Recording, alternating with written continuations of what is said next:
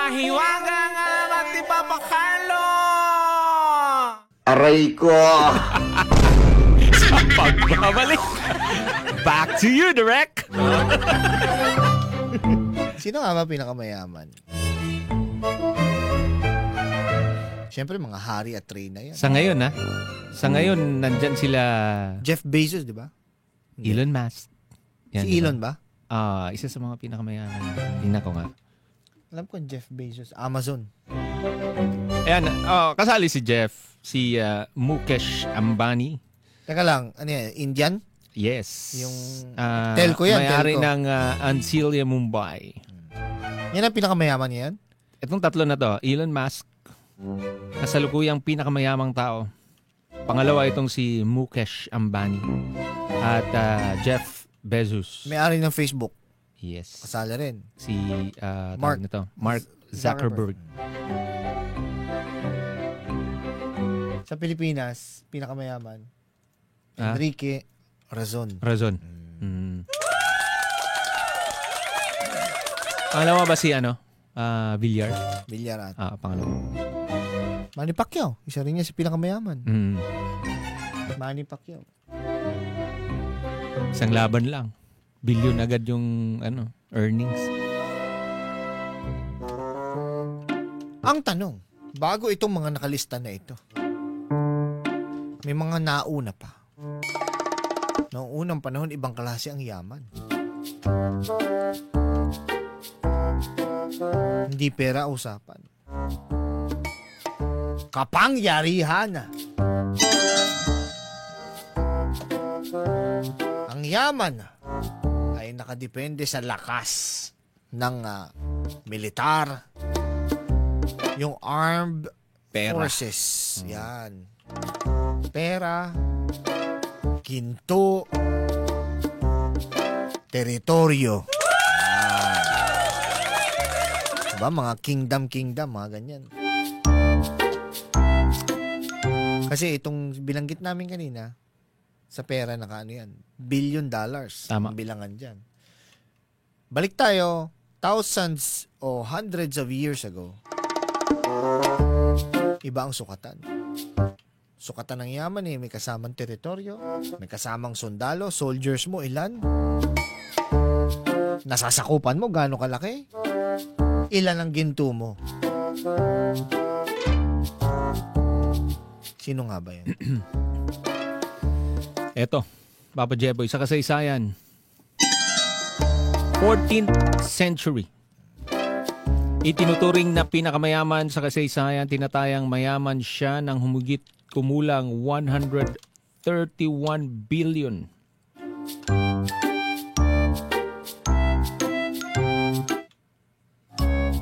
Ginto at asin. Ito yung mga yaman niya, Papa Jeboy. Asin? Oo, ginto at asin. May mayaman pala dyan. Makapagnegosyo nga ng asin. Noong unang panahon, pag marami kang asin, mayaman ka. Mayaman ka. Mansa Musa. His fortune came from Mali's massive reserves of gold and salt, which were highly valuable in the medieval world. His wealth was so great that it's almost impossible to convert into today's money. Ganun kalupit, Papa Jepoy. Hindi na ma-convert. Oo, hindi na ma-convert. 1324, he went on a pilgrimage to Mecca. And he brought a caravan of tens of thousands of people, including soldiers, servants, and camels carrying gold. Ganun siya kalupit, no? Yaman. Ganun kayaman. Pangalawa, 15th century. Banker mula sa Augsburg, Germany. Ayon sa mga kalkulasyon, ang kayamanan ni Jacob Fugger ay umaabot ngayon ng humigit kumulang 277 billion.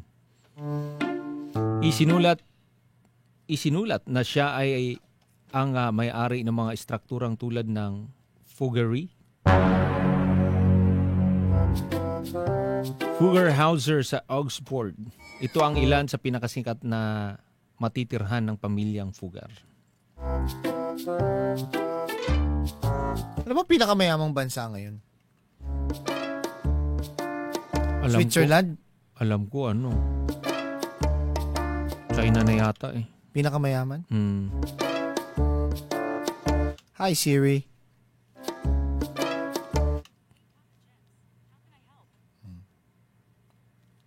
Hi, Siri. Good morning. And a Luxembourg. good morning to you. Who is the richest country in the world? Luxembourg. Here's an answer from Jogrun, Josh.com. China? China. China, di ba? Hmm. China nakalagay. Is China the richest country in the world? China is the richest country in the world. It has recently surpassed the United States as the richest country in the world. This China answer nga. is from China. China nga. Galing. China. Paano di yaman? Hype na. Daming parcel. Aray ko! Daming order na. Ako din eh. May paparating. Hype na yan. Lahat yata umorder sa kanila eh. China, di ako galit ha. Ah, Pati tayo ha. Dami lang parcel talaga. Oo. Imagine mo, milyon pa. Patungan lang ng China. Tubong lugaw ang patong yan. Piso-piso. piso-piso lang. Mura kasi. Ngayon eh lahat doon na kumukuha sa kanila. Oh, sino hindi yayaman dyan? China. Char Nicolas II. Ngayon ko na nalaman yan ha. Hmm. Ngayon ko lang nalaman. Galing. China yun. Dami talaga matututunan dito sa Potpot and Friends. Tama. Buong akala ko, bago ko tinanong, Switzerland. Actually, isa sila sa pinakamayaman. Switzerland, Luxembourg, Singapore, Monaco, Qatar. Yun yung mga isa sa pinakamayamang bansa. So, itong pangalawa, Papa Jepoy, ang huling emperador ng Russia, si Tsar Nicholas II. Tinatansyang yaman niya, 290 to 300 billion Dami. dollars. O Daming paano pera. mo maubos yan? Sa Russia naman to. John Rockefeller, 1839 to 1937. Pinakamayamang Amerikano sa kanyang panahon. May mas mayaman pa dyan. Sino? Yung hari. Hari? Hari sa Egypt. Ko? Sino yan? Haring King. Haring King. Aray ko!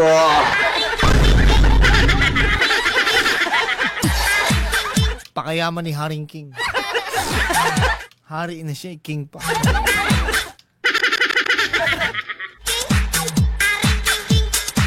Haring King.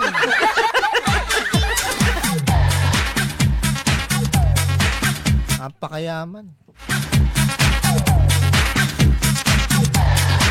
Lahat ng sabihin niya. Sabi nga utos ng hari, hindi mababali.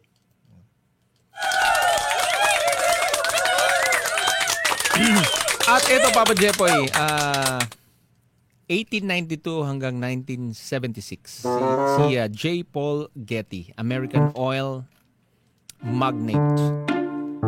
Ito naman negosyo niya. And nowadays, ito nga yung tatlo, Papa Jepoy. Elon Musk. At ayon sa Forbes Real-Time Billionaires list, si Elon Musk pa rin ang pinakamayamang tao sa buong mundo. Si Elon. Tesla?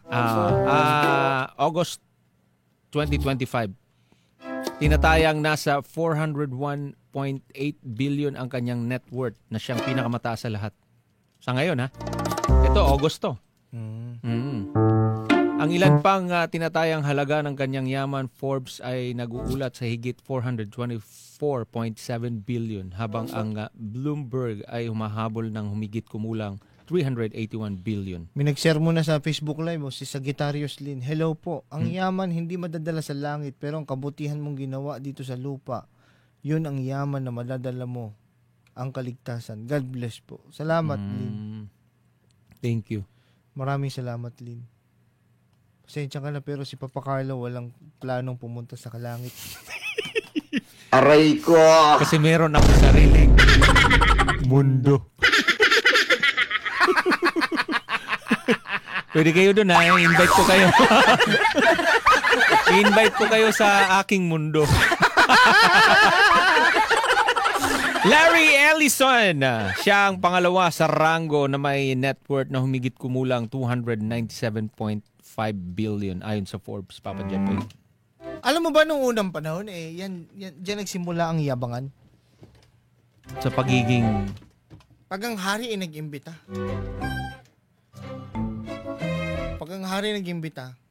Ang imbitasyon pa noon ay agila. Magpapadala ng agila. Iimbitahan yung hari sa kabilang teritoryo. Ngayon, yung hari sa kabilang teritoryo, pupunta yan. Kasi may imbitasyon eh. Dahil may bisita kang hari, papakitaan mo ngayon na maganda. Yayabangan mo ngayon. Si-serve mo lahat ng pinakamasarap. Oo, kung ano yung gusto niyang masarap. Ngayon, ito pa ang ano dyan. Bakit sabi nila bakit ang mayaman, lalong yung mayaman? Kasi yung pumuntang hari, may mga anak yan. Bit-bit niya rin. Ipagkakasundo ngayon yan. Doon sa hari na malakas. Nagsanib na yung yaman. Magsasanib ngayon. Mag-uusap sila ngayon. Magkakasundo sila na ganito, ganyan. Para maprotektahan natin yung ari-arian natin. Tama. Hindi mapunta doon sa kusino man. Yung anak mo at anak ko, kakasal. Planted na, kumbaga. Ganon. Kaya sinabi nila noon na yung mayaman, lalong yung mayaman. Kasi pinagkakasundo nila para maprotektahan yung pinaghirapan nila. Yaman sa yaman. Ngayon, yung dalawang pinagkasundo, sa ayaw at sa gusto nila, ikakasal sila. Wala silang choice. Kundi yumaman ang yumaman. Ang problema lang dyan, Papa Jepoy, sige, nandun na tayo dun sa yaman. Pero when it comes to relationship, yung pagmamahal ba, parang wala dun, no? Walang tsambahan. Wala. Tsambahan na lang, no? Kung kayo ay nagkakagustuhan. Oo. Pero doon na minsan hindi nagkakasundo. Doon hindi nagkakasundo. Kaya nga may mga istorya, di ba, na itong si Reyna, ganito. Oo, kasi nga, hindi swak yung mga ugali nila. Pinilit lang sila na ipagkaisa. O kaya naman dahil yung hari may kapangyarihan, marami siyang asawa. Lahat ng gusto niya masusunod. Lahat ng iutos niya masusunod. Dahil siya ang hari nasa kanya pera Lahat ng iutos niya babayaran niya lang, may kapalit. Hanggang sa magpatong-patong yung mga issue, hanggang sa magkakagulo. Doon din bumabagsak o yung downfall ng isang kaharian.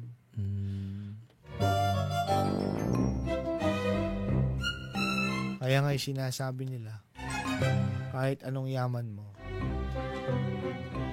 hindi mabibili ng pera yang peace of mind mo. Tama. Yung saya, yung kaligayahan, hindi mabibili ng pera. Kahit gaano pa karami yan. Kaya, huwag na kayo mangarap maging mayaman. Hindi kayo magiging masaya. Sabi nila, money matters daw. Sabi ni Angel, ang yabang niyo.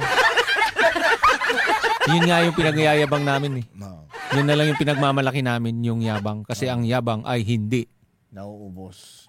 Ang pera nauubos pa rin yan. Yaman, nauubos siya. Yung yabang hindi, nadadagdagan nga yan. Depende sa tao na may galit sa'yo. Pag sobrang galit sa'yo, mas mayabang ka.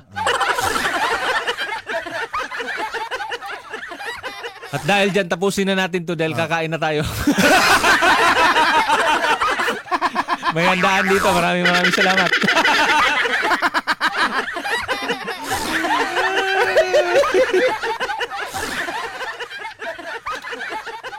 Ang sabi nga nila, it's nice to be important.